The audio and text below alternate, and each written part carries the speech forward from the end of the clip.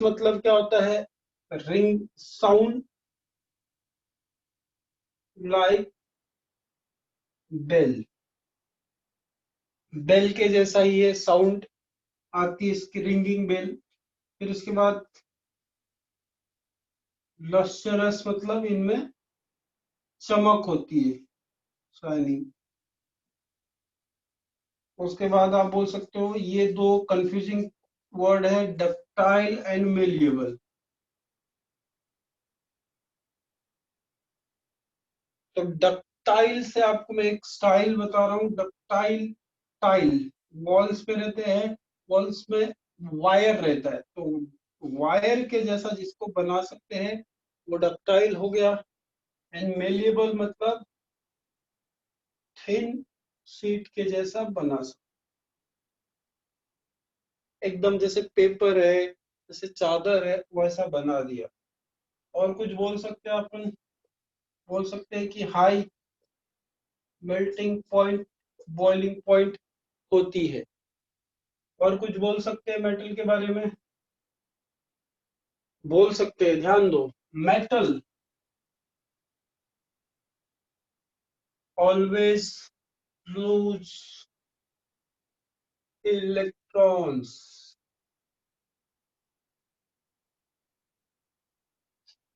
Hard रहते हैं और सॉलिड तो रहते हैं, एक्सेप्शन है मर्क्यूरी का, देखेंगे अपन। उसके बाद और क्या बोल सकते हैं? इलेक्ट्रो पॉजिटिव, इलेक्ट्रो पॉजिटिव मतलब इलेक्ट्रॉन का लॉस होता है तो उसमें, उसमें क्या होता है? प्लस चार्ज आता है, जैसे कोई मेटल है उसमें प्लस चार्ज आ जाता है, इसको बोलते हैं इलेक्ट्रो पॉजिटिव। इतनी सी बात आपको याद रखना है मेटल की। अगर इसके बाद भी नहीं समझ में आया तो एक लोहे की छड़ी लेना, उस छड़ी से हाथ में क्या करना, उस छड़ी से हाथ में धीरे से मार के देखना, तो आपको पता चल जाएगा कि मेटल क्या होता है। They are hard, they are solid. यार ये इतना तो सबको समझ में आ जाता है। और कोई आपके ध्यान में है? बताइए आप। सब क्लियर हो गया? इजिली कोरोडिबल, हाँ वो भी बोल सकते हैं।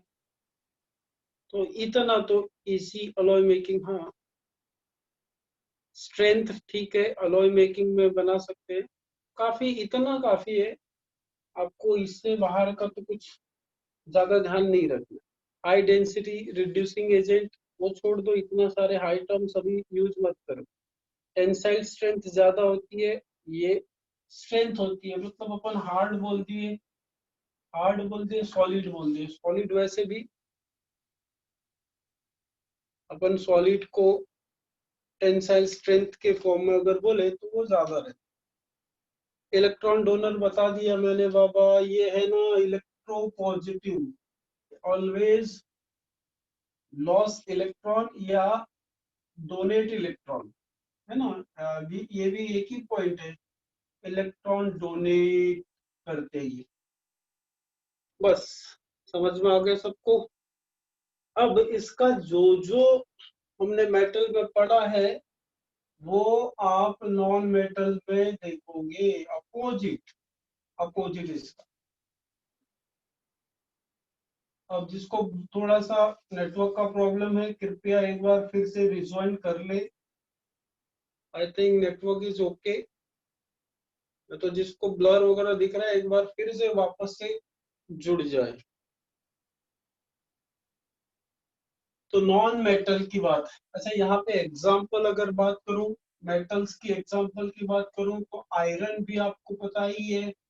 फिर उसके बाद मैग्नीशियम भी पता है, आयरन को Fe बोलते हैं। कितने सारे मेटल्स, सिल्वर है, गोल्ड है, प्लैटिनम है, वगैरह वगैरह आपको। एल्यूमिनियम, यस वैष्णवी एल्यूमिनियम बोल रही है, ऑब्वियसली। सोडियम है, पोटेशियम है, ये सारे मेटल्स। Tungsten, yes. तो यार नॉन मेटल में इलेक्ट्रोनिगेटिव होते हैं ये। नॉन मेटल जनरली क्या होते हैं? इलेक्ट्रोनिगेटिव, एक इलेक्ट्रोनिगेटिव। मतलब इनमें नेगेटिव चार्ज। ये क्या करते हैं, एक्सेप्ट इलेक्ट्रॉन करेंगे। फिर उसके बाद ये क्या रहते हैं, हार्ड रहते हैं क्या, इसका ये जो नॉन मेटल रहते हैं वो कैसे रहते हैं जनरली, तो वो उतने हार्ड नहीं रहते, आप बोल सकते हो सॉफ्ट रहते हैं। एंड जनरली ये गैसियस में रहते, जनरली ये गैस में रहते। इलेक्ट्रॉन को एक्सेप्ट करते, वही चीज आ गया, गुड कंडक्टर, बैड कंडक्टर है। उसके बाद सोलोरस नहीं रहता है, लस्टरस नहीं रहता है, डक्टाइल नहीं होते हैं, मेलिएबल नहीं होते हैं, low melting point, boiling point इसमें होता है। हाँ, वेदांत राठी देखेंगे अपन। अब एक्सेप्शन, बहुत सारा एक्सेप्शन है, मतलब आपको ये याद रखना सीधा सीधा, इसका अपोजिट होता है नॉन मेटल्स, आप समझ रहे हो। तो एक्सेप्शन के लिए अपन, हाँ, ग्राफाइट, डायमंड, ये एक्सेप्शन उसमें आ जाएंगे, सही है। तो अपन जो एक्सेप्शन है वो दोनों का डिस्कस कर लेते हैं, ये सब चीजें सबको पता रहती है, तो इसमें कोई दिक्कत की बात नहीं।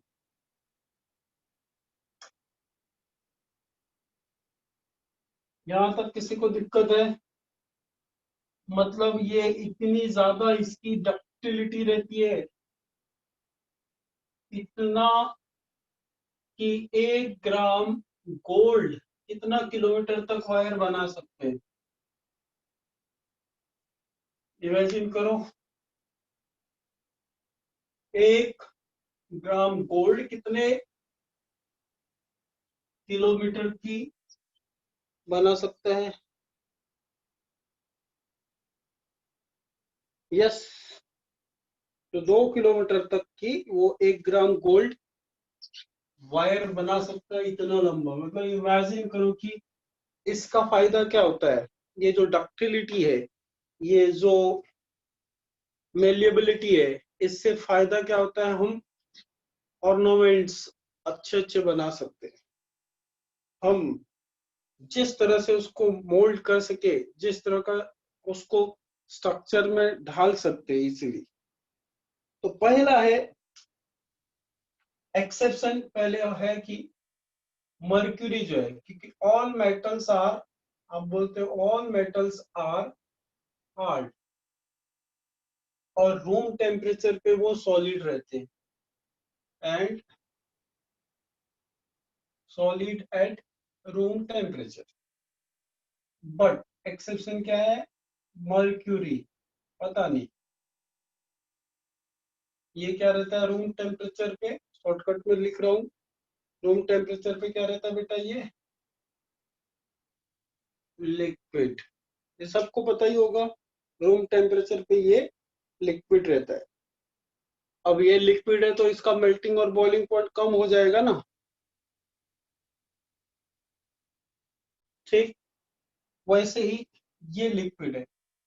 अब उसके बाद में अपन बात बोलते हैं कि इनका मेटल, दूसरा पॉइंट, मेटल्स हैव, अभी हमने देखा था high melting and boiling point, ये बात एकदम सच है। लेकिन गैलियम और सीजियम का, गैलियम मतलब जीए ना, गैलियम जीए होता है, सीजियम मतलब सीएस।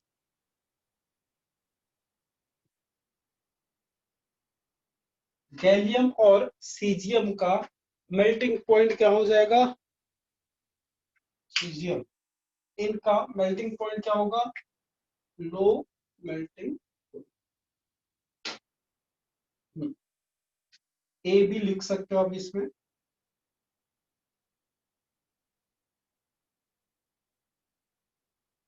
याद है।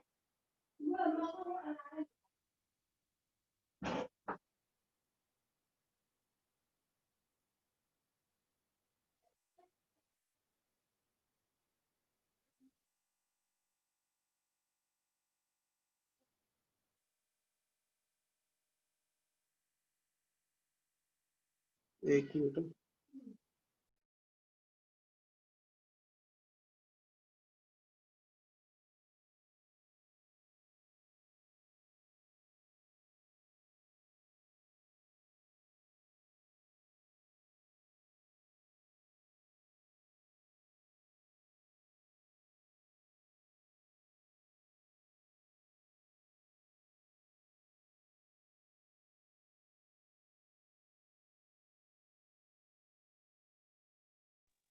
तो गैलियम और सीजियम, गरम बहुत, गैलियम और सीजियम ये दोनों का लो मेल्टिंग पॉइंट रहता है। गैलियम और सीजियम का लो मेल्टिंग पॉइंट रहता है और ये अपने हाथ में भी क्या हो जाते हैं, पिघल पिघल जाते हैं। लो मेल्टिंग पॉइंट मतलब पिघल, जल्दी पिघल जाते, जल्दी पिघल जाते, मतलब अपने हाथ में भी रखा तो वैसे ही वो पिघल जाएंगे। ये बहुत इंपॉर्टेंट है, इसको आप अच्छे से ध्यान में रखें। फिर उसके बाद तीसरा, ये 2 पॉइंट लिख लिया आपने या समझ में आ गया होगा। उसके बाद में तीसरी बात अपन करते हैं, कार्बन से दो चीज अपने को मिल जाएंगी।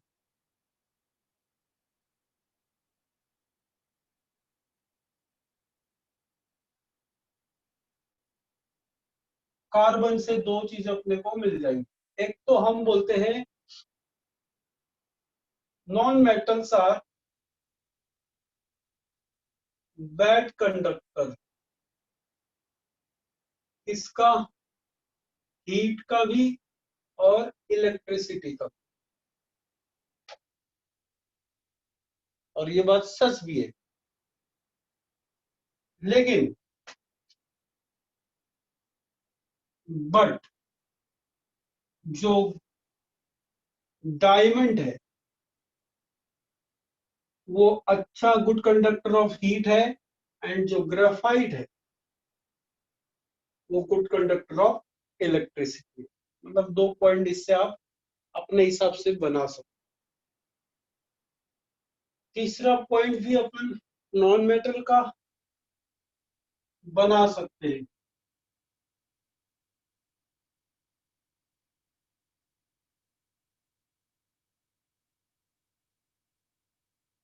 Non metals,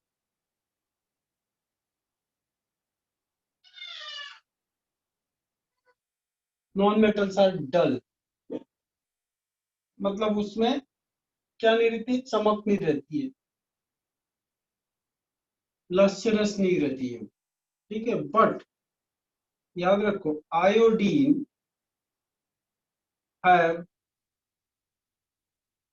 lustre.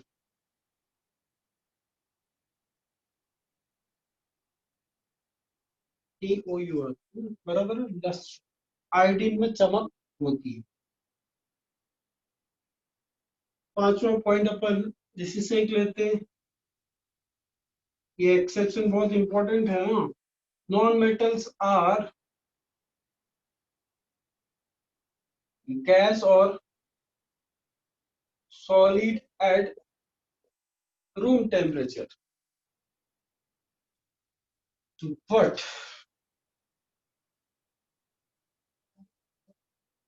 bromine is liquid at room temperature। समझ में आ गया आपको? बहुत ही इंपॉर्टेंट पॉइंट है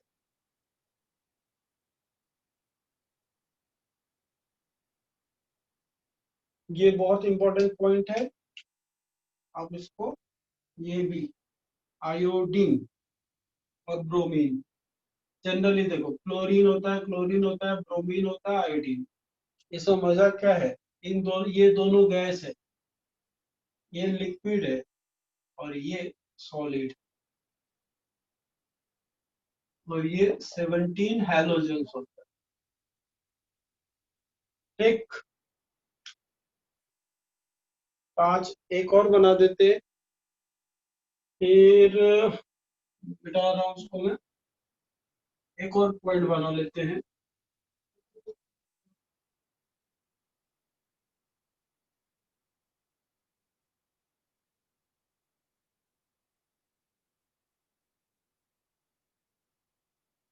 छठा पॉइंट ये वाला, metals are hard but alkali metals, बहुत इंपॉर्टेंट है, आर सॉफ्ट। अब सॉफ्ट इतने हैं कि चाकू से भी काट सकते हैं। तो मैं यहाँ चाकू की याद दिला देता हूँ, ठीक है, आप समझ जाओगे। अल्कली मतलब जो पहले वाले ग्रुप है यार, लिथियम, सोडियम, पोटेशियम वाला ग्रुप।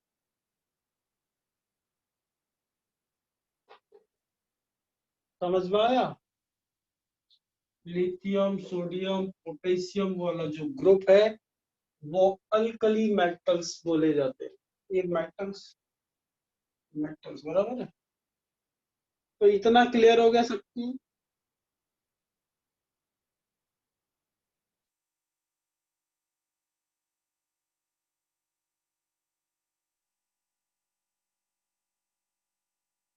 यस वेदांत राठी।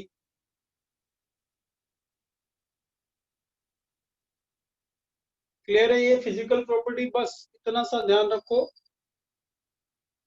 बात खत्म हो जाती। इससे ज्यादा कुछ आपको सोचना भी नहीं है और ना ही पूछेंगे, इसलिए बिंदास रहो। इतने पॉइंट देखो, आराम से घर घुती पॉइंट है। इन पॉइंट्स को आप एक बार देख लो, पढ़ लो, समझ लो, हो जाता है। अब ये जैसे अभी यहाँ से अपन एक पॉइंट और उठा देते हैं कि यार सोडियम है, पोटेशियम है, कहीं अल्कली मेटल है, कहीं अल्कलाइन अर्थ मेटल है, तो मेटल भी अलग है। अभी नॉन मेटल का मैंने एग्जांपल देना मैं भूल गया हूँ। तो नॉन मेटल जैसे कि वैसे आयोडीन मैंने दिया, ब्रोमीन मैंने दिया, फिर उसके बाद आप ऑक्सीजन बोल सकते हो नॉन मेटल है, सल्फर बोल सकते हो, नाइट्रोजन बोल सकते हो, और फ्लोरीन बोल सकते हो, ठीक है, आयोडीन बोल सकते हो, ब्रोमीन बोल सकते हो, क्लोरीन बोल सकते हो, N number of non metals are there. तो अब यहाँ पे हम मेटल्स की बात करें, जैसे पोटेशियम है, सोडियम, मैग्नीशियम भी है, बेरिलियम भी है, कैल्शियम भी है, एल्यूमिनियम भी है, क्रोमियम भी है, आयरन भी। तो ये सारे नॉन मेटल हैं, ये सारे मेटल हैं। अब how they are different from each other, हम कैसे पता कर सकते हैं कि एक मेटल दूसरे मेटल से अलग होते हैं? ये तो हमने पता कर लिया कि दे आर टोटली डिफरेंट, ये मेटल अलग होते हैं और नॉन मेटल अलग होते हैं। हम अब इनके बीच में भी जानेंगे कि इनमें क्या क्या है, इनमें क्या क्या चीज सिमिलर है, कि क्या क्या चीज अलग करते हैं, डिफर करते हैं। तो जैसे कि आपको पता है, ये वाला जो ग्रुप है ये अल्कली वाला मेटल्स है और ये अल्कलाइन वाला है। तो अल्कली वाले मेटल्स पानी में भी रिएक्ट करते हैं, पानी में भी डिजोल्व हो जाते हैं। ये नहीं होते हैं, अल्कलाइन वाले पानी में डिजोल्व नहीं होते, ये भी नहीं होते। तो यही डिजोल्व, इनको चाकू से काट सकते हैं, इनको नहीं काट सकते, इनको नहीं। चाकू से काटना इज फिजिकल प्रॉपर्टी, लेकिन हम जब किसी के साथ रिएक्ट करवा रहे हैं तो दैट इज केमिकल प्रॉपर्टी।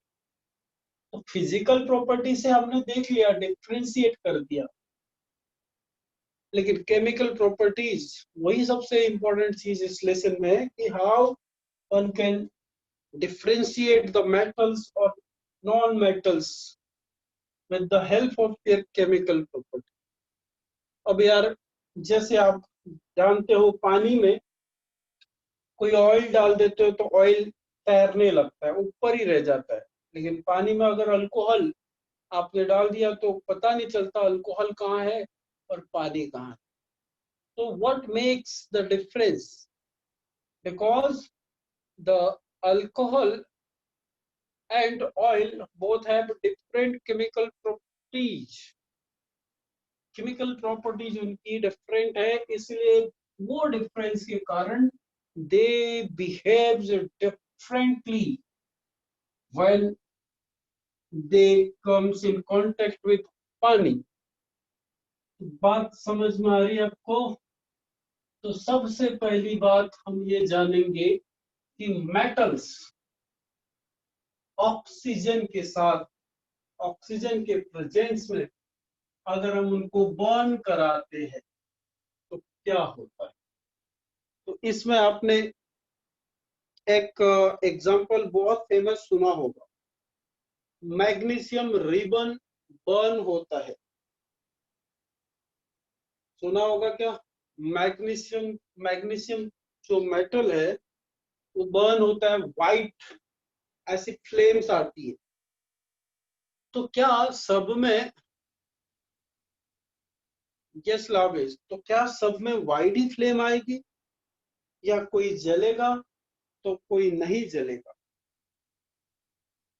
तो यार अब आप मेरे को ये बताओ कि कोई भी मेटल हो वो ऑक्सीजन के साथ रिएक्ट करता है कि नहीं? करता है। कोई भी मेटल ऑक्सीजन के साथ रिएक्ट करता है तो वो मेटल के साथ ऑब्वियसली क्या बनाता है बेटा? मेटल ऑक्साइड बनाएगा। यस, मेटल ऑक्साइड बनाएगा। अब एग्जांपल में बात करूं, सोडियम प्लस O2। तो बहुत सारे लोगों को ये नहीं समझ में आता है, इसलिए ध्यान दे। मेटल तो समझ गया, ऑक्सीजन जोड़ रही। तो यार अब यहाँ पे सोडियम है Na और ऑक्सीजन है तो सोडियम ऑक्साइड बन गया। बट आपको साथ में ये भी ध्यान देना है कि सोडियम का वैलेंसी कितना है? 1। ऑक्सीजन का वैलेंसी है -2, तो +1 होता है, ये माइनस। हम प्लस और माइनस के चक्कर में नहीं पढ़ते, तो ये क्रॉस करते हैं तो ये 2 से इसको मल्टीप्लाई करेंगे, 1 से इसको मल्टीप्लाई करेंगे,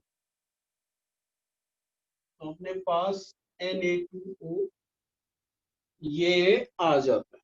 अब आप देखिए, देखिए मैं ये Na 2 बार है यहाँ 1 बार है, इसको 2 से मल्टीप्लाई करूँ तो ये भी आप कर सकते हो। या फिर एक तरीका और है, ऑक्सीजन वहाँ 1 है यहाँ 2 है, इसको 1 कर दो। इसको 1 कैसे करते हैं? आधा से डिवाइड करो, क्योंकि ये 2 है, 2 को आधा करना है तो क्या हो, 2 को 1 करना है तो आप से मल्टीप्लाई करोगे ना। किसी को ये नहीं समझ में आता तो आप ऐसा कर लेना। सोडियम था, ऑक्सीजन के साथ रिएक्ट करके NaO, इसका 1 इसका 2, तो ऐसा क्रॉस कर दो। अब यार ऑक्सीजन इधर ज्यादा मात्रा में है तो अपन सोचे कि इसको 2 से मल्टीप्लाई कर देते हैं, तो ये 2 से मल्टीप्लाई कर दो। तो इस बहाने ऑक्सीजन बैलेंस हो चुका था, लेकिन सोडियम 4 है तो 4 से मल्टीप्लाई कर। अगर किसी ने बोला कि मेरे को ये 2 से मैं डिवाइड करूं, देखो आप, ये 2 नहीं चाहिए, 4 नहीं चाहिए, तो डिवाइड कर देंगे 2। तो 2 से डिवाइड करेंगे क्या होगा? 2Na आएगा। इसको 2 से डिवाइड करेंगे तो हाफ आएगा, और 2 यहाँ से क्या होगा? हट जाएगा। अभी मैंने क्या बताया था? यही चला बताया था। दोनों ही कर सकते हो आप, बट प्रेफर दिस वन। अब यार ये मेटल जो कौन सा है इसके ऊपर डिपेंड करता है, इसकी वैलेंसी क्या है। अब आपने Mg लिया, ऑक्सीजन O2 ही होता है हमेशा, तुम्हारे लिए बदलेगा नहीं वो। तो अब यहाँ पे मैग्नीशियम ऑक्साइड बनने वाला है, MgO। इसका दो कुछ मत दो। अपन क्या बोलते हैं? इसकी वैलेंसी 2 है, इसकी वैलेंसी 2 है, ये इधर दो उधर दो कुछ मत दो, तो simply you get the formula MgO। तो अब आंखें है तो उसका उपयोग ये देखने के लिए करें कि बैलेंस हुआ कि नहीं। ऑक्सीजन इधर 2 है इधर 1 है, तो इसको 2 से मल्टीप्लाई कर दिया तो Mg भी 2 हो गए, तो इसको भी 2 से मल्टीप्लाई कर दिया तो हमारा ये इक्वेशन बैलेंस हो गया। तो इसका मतलब मेटल के ऊपर भी, उसकी डिपेंड, उसकी वैलेंसी के ऊपर भी ये फॉर्मूला जो बनेगा मेटल ऑक्साइड का सबका अलग अलग हो सकता। अब मैंने बोला एल्यूमिनियम +O2, तो ये AlO, इसका 3 इसका 2, है ना, इसका 3 इसका 2, तो ये 2 इधर 3 इधर क्रॉस कर दिया। अब आप इसको बैलेंस करना चाहो तो क्या कर सकते हो, अभी यहाँ 3 ऑक्सीजन है, यहाँ 2 ऑक्सीजन है, तो एक तरफ 2 है एक तरफ 3 है, दोनों को सेम करने के लिए इसको 3 से मल्टीप्लाई, इसको 2 से मल्टीप्लाई, ये भी 6 कर दिया, ये भी 6 कर दिया, बात तो एक ही है भाई। तो इसको मैंने 2 से मल्टीप्लाई कर दिया तो ऑक्सीजन 6 हो गए, इसको 3 से मल्टीप्लाई कर दिया ऑक्सीजन 6 हो गया अपना बैलेंस। अब इसी बहाने एल्यूमिनियम कितने हैं, 4 है, तो मैंने 4 से मल्टीप्लाई कर दिया। क्या गलत किया, कुछ भी नहीं गलत किया। तो ये बात हो गई कि नहीं। तो इस तरह से तुमको ये पता चला कि मेटल ऑक्सीजन के साथ हमेशा मेटल ऑक्साइड ही बनाएगा और कुछ नहीं बनाएगा, सिर्फ और सिर्फ मेटल ऑक्साइड बनाएगा। अब आपको दो चीजों का डिफ्रेंसिएशन समझ में आ गया, मेटल अलग होते हैं और मेटल ऑक्साइड अलग होते हैं, मानते हो ना बात। मेटल अलग होते हैं और मेटल ऑक्साइड अलग होते हैं। अब ये अलग होते हैं, ये हमने फॉर्मूले से तो जान लिया, लेकिन एक रिएक्शन के द्वारा हम डिफ्रेंशिएट करते हैं। सपोज एक मेटल को मैंने पानी के साथ मिलाया, दूसरी तरफ दूसरा तरफ जो भी है, एक मेटल ऑक्साइड को पानी के साथ मिलाया। देखो मैं टू द पॉइंट बात करूंगा, तरीका समझो, आप बहुत फायदे में रहोगे। तो हमने दो सिचुएशन यहाँ पे क्रिएट की, एक बार हमने पानी के साथ में किसी मेटल को मिलाया, दूसरी तरफ मेटल का ऑक्साइड पानी के साथ मिलाया। तो अब आप जब देखोगे तो आपको पता चलेगा कि यहाँ पे हाइड्रोजन गैस निकलती है, यहाँ पे नहीं निकलती। ये एक्सपेरिमेंट से बता सकते हो आप, ऐसे भी बता सकते हो। Na2 है, ये OH है, मतलब NaOH, ये OH2 है, ये 2 है। अब कोई कोई यहाँ 2 लगाते हैं, तो उनको 2 लगा देने का, यार इसकी वैलेंसी 1 है, इसकी वैलेंसी 1 है, तो इधर उधर यहाँ 1 वहां 1, NaOH बन गया। तो NaOH ऐसे कितने बनेंगे, 2 बनेंगे, क्योंकि 2 Na है, 2 OH हो गए ना यार, एक OH इधर दिख रहा है और एक O और एक H, ये 2 OH हो गए ना। तो 2 Na के साथ में 2 OH है, किसी को नहीं समझता है तो ये ले लो, एक Na इसके साथ OH, दूसरा Na उसके साथ OH, तो 2 Na 2 OH, 2 Na 2 OH, 2 Na 2, यहाँ पे नहीं गैस रिलीज होती है, बनता यही है। तो संता कौन है, ये भी बात सोचने की, बनता ये है तो संता कौन है। तो यहाँ पे NaOH बना, यहाँ पे भी NaOH बना, लेकिन डिफरेंस क्या है दोनों में, क्या डिफरेंस है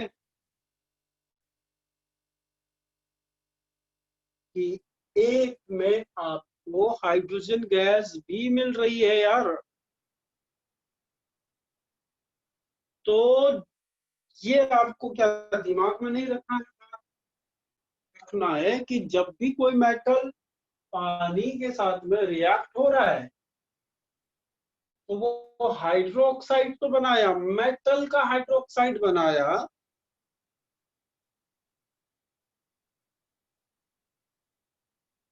मेटल का हाइड्रोक्साइड के साथ साथ उसने हाइड्रोजन गैस भी रिलीज किया।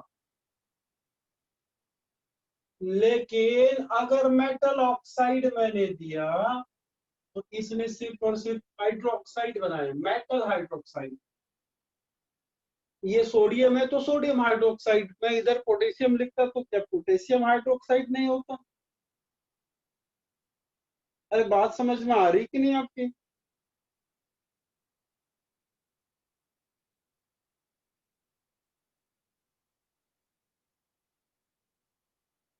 यस।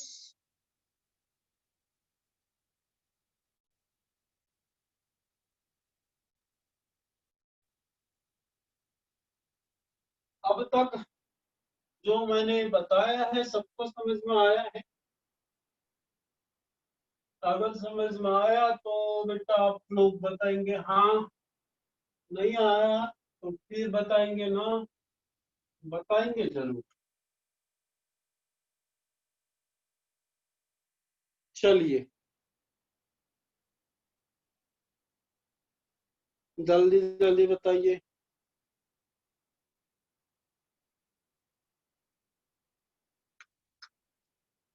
ठीक। ओके, पलक, धारिश, निसर्ग, मानस्वी, वेदांत लाठी। ओके, चार पांच लोग हैं जिनको आदित्य, जानवी, वानखेड़े, ओके ठीक है, वेरी गुड। अगर मैंने ऐसा लिख दिया, चलिए, Mg+O2, MgO प्लस O2, नहीं O2 नहीं, H2O ओपन ले रहे ना, H2O ले रहे। HOS लिख लेने का फायदे में रहते हो, तो यहीं से आप समझ में आ जाएगा आपको क्या निकलने वाला है। यार ये Mg है और ये OH है, H2 गैस निकल जाएगी। ये मैंने बताया आपको तरीका, OH है एक, यहाँ से O निकाल के इसको OH2 बना दो, तो आपको यहाँ पे मजेदार चीज मिलेगी, MgOH। अब यहाँ पे इसकी वैलेंसी 2 है, तो दो ऐसे करोगे, यहाँ पे क्या बनेगा, MgOH, यहाँ पे भी 2 आएगा, प्लस H2, प्लस H2। तो यहाँ पे ऑलरेडी बैलेंस है, आई थिंक 2 ऑक्सीजन आ गए, ये ऑलरेडी बैलेंस्ड है, यहाँ पे बैलेंस नहीं है, तो क्या करेंगे अपन बेटा, बैलेंस करेंगे ना ऑब्वियसली। हाइड्रोजन 4 है तो इसको 2 से मल्टीप्लाई कर दिया, बात खत्म हो जाती है, बात खत्म हो जाती है, इसको 2 से मल्टीप्लाई कर दिया तो बात खत्म होगी।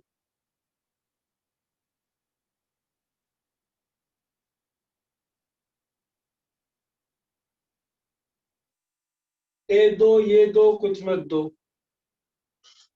ये 2 है, इसको 2 से मल्टीप्लाई करो, इसको 2 से मल्टीप्लाई करो, कॉपर ऑक्साइड बन गया। आपको एग्जाम में कैसे पूछते हैं?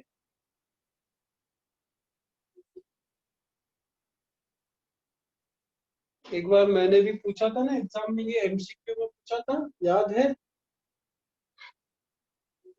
अरे गुल्लू, याद है क्या, मैंने पूछा था copper one react with oxygen, मतलब कॉपर का कोई बर्तन है एयर के साथ में,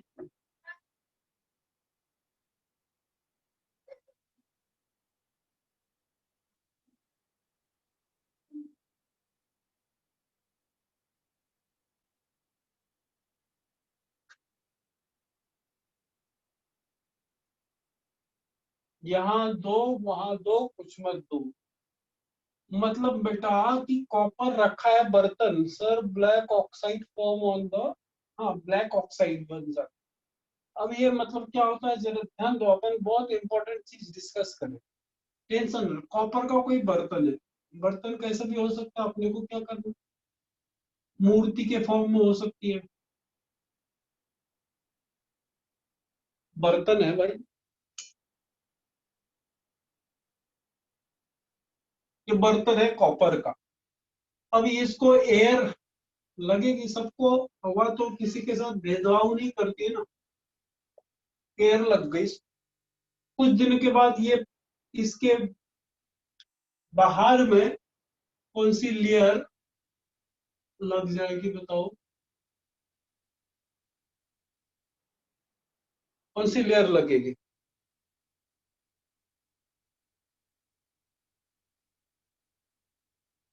कौन सी लेयर लगेगी? ये कैसा कलर हो जाएगा इसका? ब्लैक कलर हो जाएगा बेटा। अरे क्यों होगा? ये कॉपर जो है ऑक्सीजन के साथ, एयर में क्या होता है, बहुत कुछ होता है एयर में, उस पे मत जाओ। लेकिन ऑक्सीजन के साथ ये रिएक्ट होके कॉपर ऑक्साइड बनाता है। मतलब ये लेयर जो बन जाती है, किसकी लेयर बनती है? इसकी लेयर इसके बाहर में लग जाती है, ब्लैक ऑक्साइड लेयर बोलते हैं। नंबर वन, इस पे क्वेश्चन बहुत बार आ चुके हैं, इससे ज्यादा कुछ इसमें है नहीं। सिल्वर लिया मैंने, सिल्वर, तो सिल्वर कलर कैसा हो जाता है? चांदी का कोई बर्तन लिया, चांदी के, ऐसे ही रख दिया मैंने, तो ये थोड़ी देर के बाद कैसा कलर हो जाएगा इसका?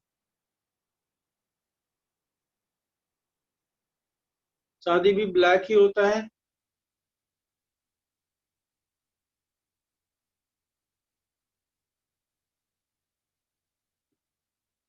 हम्म, जनरली पूरा चांदी के जैसे सिक्के वगैरह पड़े रहते हैं, कॉइन्स पड़े रहते हैं, तो ब्लैक ही हो जाता है।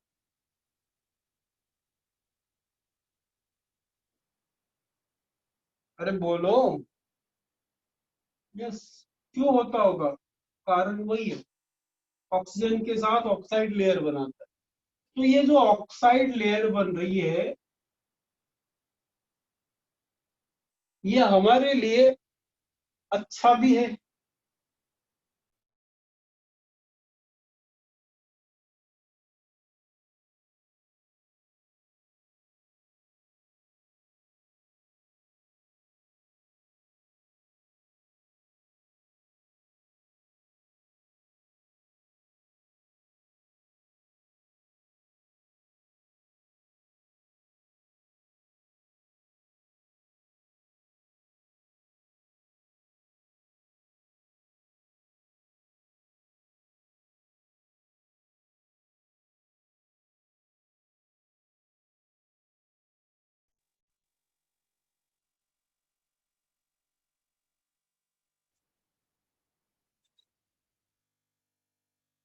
चलो ध्यान दो।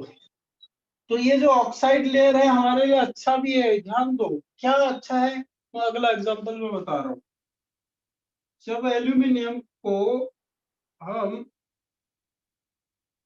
एल्यूमिनियम को जब अपन ऑक्सीजन के ऐसे ही रख देते हैं बर्तन को, तो ये इसका ऑक्साइड आपको पता है Al2O3।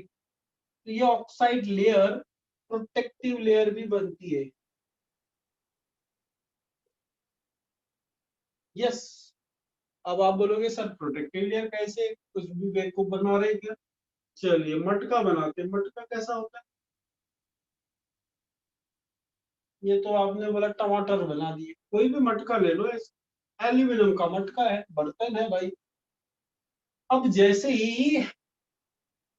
ही एयर आजू बाजू में है ना, सबको पता है, किसी को डाउट तो नहीं एयर है करके? है एयर, इधर एयर है भाई। तो इसमें भी कौन सी लेयर जम जाती है बेटा? ऑक्साइड लेयर, Al2O3 की लेयर इसमें जम जाती है। इसके कारण क्या होता है, ये जो अंदर वाला बर्तन है, बर्तन, अंदर वाला बर्तन करता है कीर्तन। मतलब ये वैसा का वैसा, उसको ना तो कोरोजन होगा, ना ही कुछ भी उसको हार्म नहीं फैलता है, क्योंकि बाहर में एक मोटी सी लेयर बन चुकी है। वो लेयर को हम बोल रहे हैं ऑक्साइड लेयर।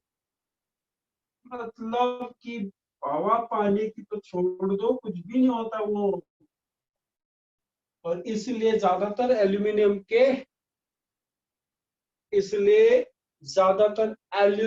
के बर्तन होते हैं, एल्यूमिनियम के एयरक्राफ्ट होते हैं। Repeat repeat repeat. तो अब ऐसी बात है कि मेरे को मटका, मटका, अरे यार राठी, मटका रखा है एल्यूमिनियम का है, मटका एल्यूमिनियम का है, तो यार मैं